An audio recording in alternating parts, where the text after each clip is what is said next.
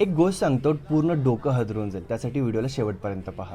एका शाळेमध्ये 30 स्टुडंट्स असतात. त्या 30 स्टुडंट्सला 15-15च्या ग्रुपमध्ये डिवाईड केलं जातं. पहिल्या ग्रुपला बोललं जातं की तुम्हाला येत्या 6 तासांमध्ये एकदम परफेक्ट मडकं बनवायचं आहे.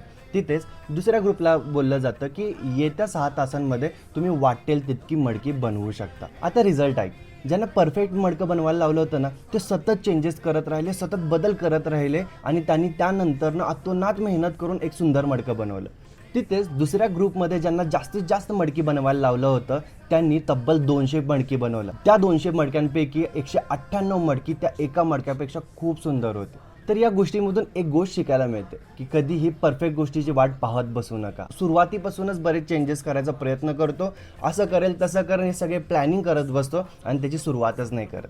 पण काही लोक त्याची सुरुवात करतात, ॲक्शन घेतात, चुका करतात आणि त्या चुकांमधून शिकतात आणि तेव्हा जाऊन त्यांचं मडकं सुद्धा सुंदर बनतं.